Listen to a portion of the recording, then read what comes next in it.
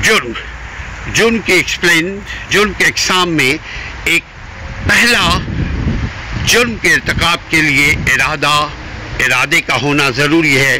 جرم کے ارتکاب کے لیے نیت کا انٹینشن کا ہونا ضروری ہے. جرم کے ارتکاب کے لیے ہو جانے کا وہ سانحہ واقعہ ہو جانے کا نام ہے. جب تک عمل میں نہ آ جائے نیت کے ساتھ عمل کے ساتھ واقعہ حادثہ نہ ہو جائے اس وقت تک جرم نہیں ہوگا. اور جرم کو اسٹیبلش کرنے کے لیے اس کے اور بھی بہت سارے ایلیمنٹس ہیں.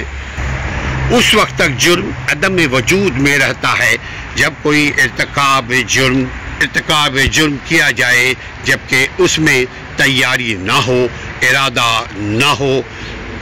مجرم یا ملزم کو ہرگز سزا نہیں ملتی ارادہ اور تیاری سے پہلے. ثابت ہو جائے کہ ارادہ ہے، ثابت ہو جائے کہ نیت تھی، ثابت ہو جائے اس نے تیاری کے ساتھ پلان کے ساتھ جرم کا ارتکاب کیا ہو، جرم کیا ہو.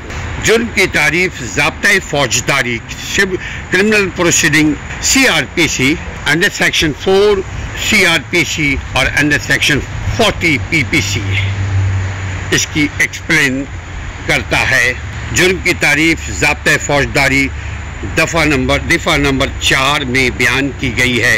اس کی مزید تشریحات ایکسپلینیشن جو ہے سیکشن نمبر 40 تعزیرات پاکستان اور تعزیرات اور دفعہ نمبر 44 ضابطۂ فوجداری میں ملتی ہے. کوئی فعل، کوئی عمل یا ترک عمل اگر قانوناً منع ہے تو جرم ہوگا. ارادہ اور وہ بھی رائج الوقت قانون، یعنی جو ریاست میں، ملک میں، سماج میں جو قانون نافذ ہے اس کی خلاف ورزی اگر کی جاتی ہے تو وہ جرم ہوگا. جب رائج الوقت قانون اس کی اجازت دیتا ہو بصورت دیگر یہ اخلاقی گراوٹ تصور کیا جائے گا. جرم کی ابتدا انسان کی ابتدا ہی سے ہوئی ہے. سب سے پہلے جو انسانیت کی قابیل نے حابیل کو قتل کیا تو وہ دنیا میں پہلا جرم تھا جو عدم وجود سے وجود میں آیا. جرم کا تعلق فرد کے لحاظ سے ہوتا ہے، یعنی جب یہ کسی انسان سے سرزد ہو جائے. مجرم کا لفظ بھی انسان ہی کے لیے مخصوص ہے. دوسری جانب اس کا ارتکاب خواہ جاندار سے کیا جائے یا بے جان سے جرم قصور سمجھا جاتا ہے.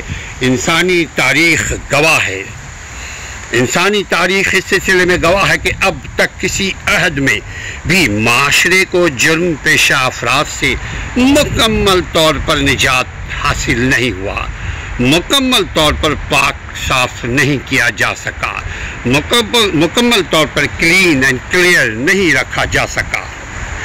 وقتی طور پر مجرمانہ سرگرمیوں پر کسی حد تک کنٹرول ضرور ہوتا ہے، لیکن ارباب اقتدار کی گرفت ڈھیلی پڑتے ہی، یعنی قانون کے ڈھیلی پڑتے ہی، حکومت کے ڈھیلے پڑتے ہی، سسٹم کے ڈھیلے پڑتے ہی جرائم پیشہ افراد سر اٹھانا شروع کر دیتے ہیں اور معاشرہ بے چینی کا شکار ہو جاتا ہے. معاشرے میں پھر ہر طرف بدامنی جرم کے نتیجے میں پیدا ہونے لگتی ہے. جرم کی ابتدا کی سمبل نشانی ہی یہی ہے کہ معاشرہ بے چین ہونے لگتا ہے. ہر شخص اپنے آپ کو عدم تحفظ کا شکار ہو جاتا ہے، یعنی کوئی اپنے آپ کو محفوظ نہیں فیل کرتا.